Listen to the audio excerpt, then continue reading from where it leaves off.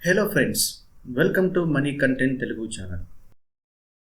మనం ప్రీవియస్ వీడియోలో mutual funds అంటే ఏంటి, దానిలో ఉన్నటువంటి రిస్క్ రివార్డ్ ఏంటో మనం తెలుసుకుందాం. ఈ వీడియోలో మ్యూచువల్ ఫండ్స్ యొక్క స్ట్రక్చర్ అనేది ఏ విధంగా ఉంటుందో తెలుసుకుందాం. భారతదేశంలో మ్యూచువల్ ఫండ్స్ అనేవి 3 టైర్ స్ట్రక్చర్ను కలిగి ఉంటాయి. 3 టైర్ అంటే 3 అంచెల నిర్మాణాన్ని కలిగి ఉంటాయి. అవి ఏంటంటే, ఒకటి వచ్చేసి స్పాన్సర్స్, రెండోది వచ్చేసి ట్రస్టీస్, మూడోది వచ్చేసి అసెట్ మేనేజ్మెంట్ కంపెనీ.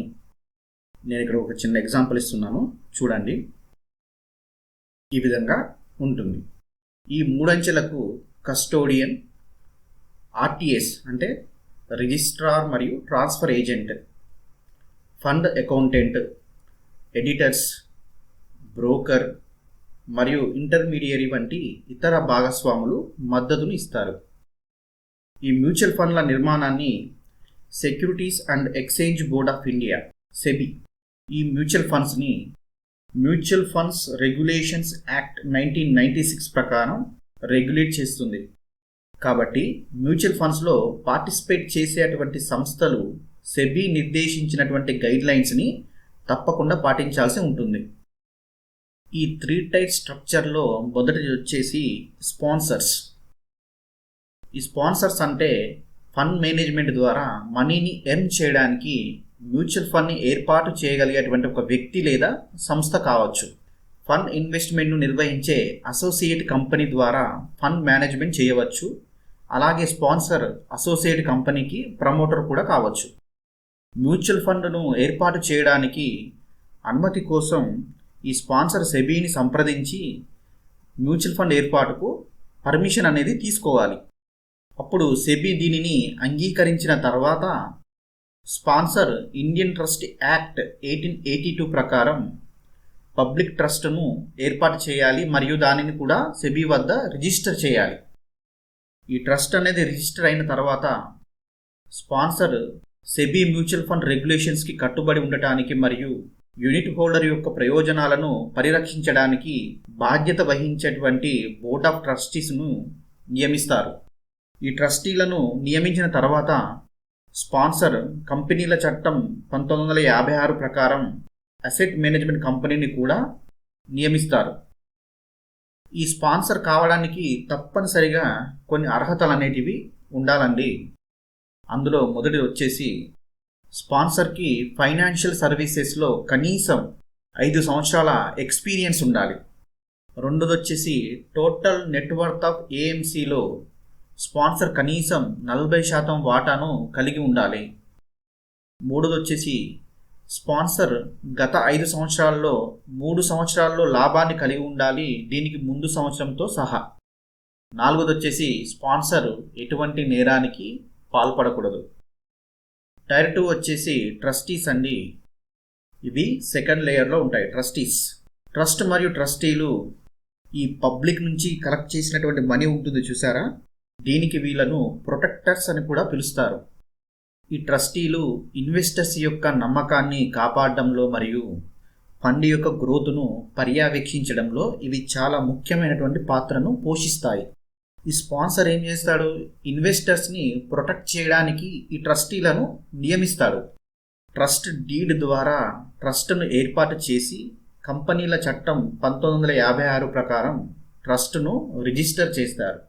ఈ ట్రస్టీలు ఇండియన్ ట్రస్ట్ యాక్ట్ 1882 ద్వారా నిర్వహించబడతాయి.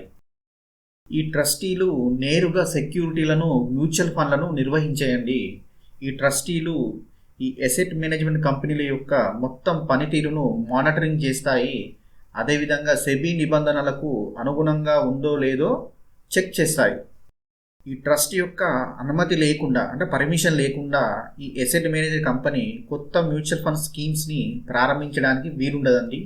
ఈ అసెట్ మేనేజ్మెంట్ కంపెనీ యొక్క పనితీరును, అదేవిధంగా ఈ ఫండ్ రిపోర్ట్స్ని హాఫ్ ఇయర్లీ బేసిస్ పైన అందించాలని ఈ ట్రస్టీలను సెబీ ఆదేశిస్తుంది. ఈ ట్రస్టీలు స్వతంత్రంగా వ్యవహరించడం మరియు పెట్టుబడిదారులు అంటే ఇన్వెస్టర్స్ కష్టపడి సంపాదించిన డబ్బును సంరక్షించడానికి తగినటువంటి చర్యలను తీసుకుంటాయి. ఈ ట్రస్టీలు కూడా సెబీ కింద రిజిస్టర్ కావాల్సి ఉంటుంది. ఏదైనా షరతులను ఉల్లంఘించినట్లు తెలిస్తే మాత్రం రిజిస్ట్రేషన్ను నిలిపివేయడం లేదా రద్దు చేయడం వంటిది సెబీ చేస్తూ ఉంటుంది. మూడోది వచ్చేసి టైర్ 3. టైర్ 3లో ఏముంటుందండి? Asset management company. కంపెనీల చట్టం 1956 ప్రకారం అసెట్ మేనేజ్మెంట్ కంపెనీలు సెబీ వద్ద రిజిస్టర్ అయి ఉండాలి. ఇన్వెస్టర్స్ యొక్క అవసరాలను బట్టి వేరువేరు లక్ష్యాలతో మ్యూచువల్ ఫండ్లను ఏర్పాటు చేస్తుంటాయి.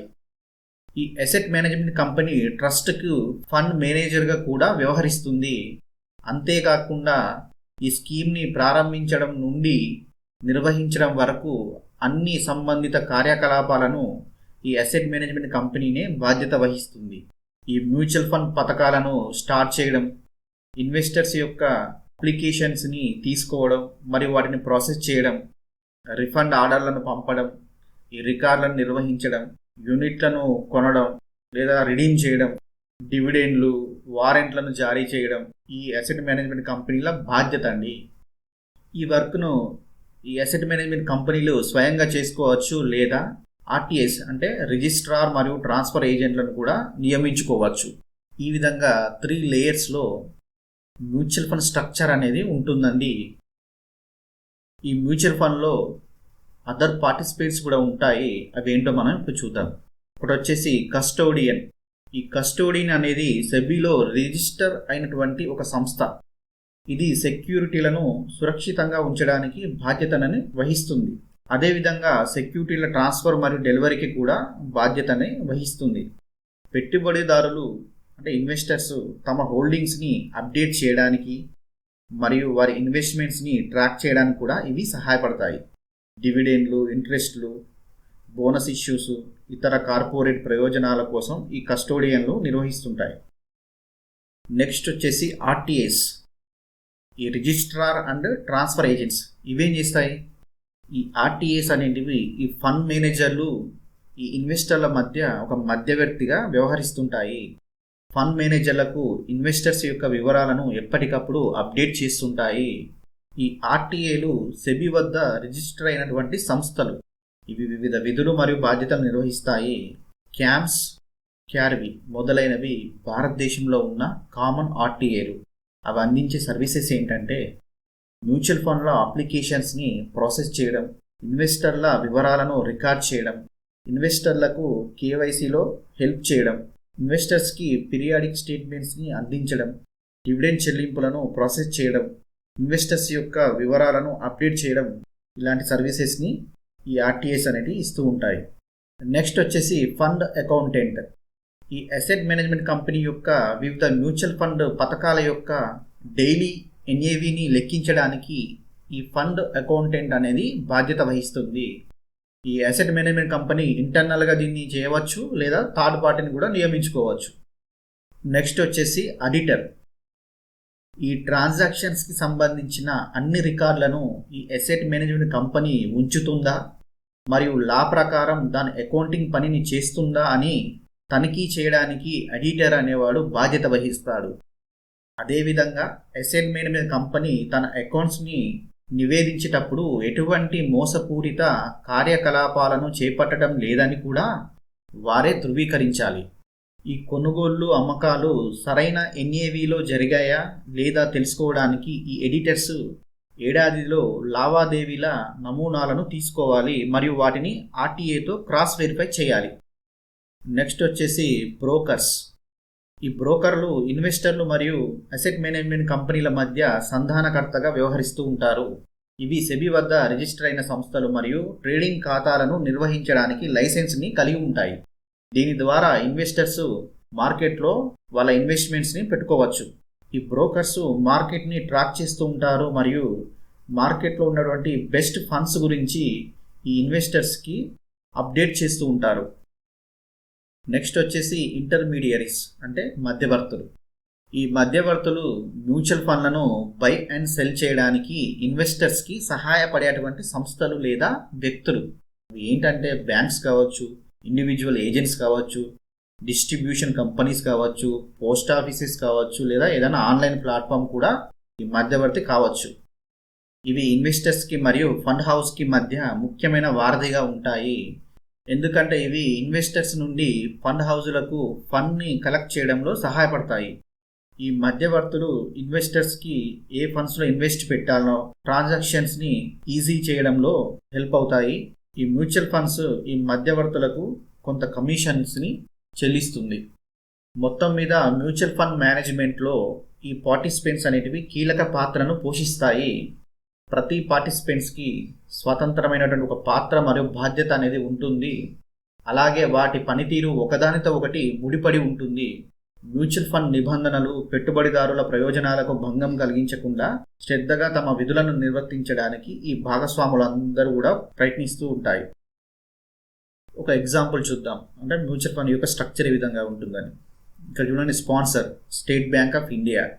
ట్రస్ట్ ఏంటిది? దాన్ని SBI mutual fund trustee company private limited.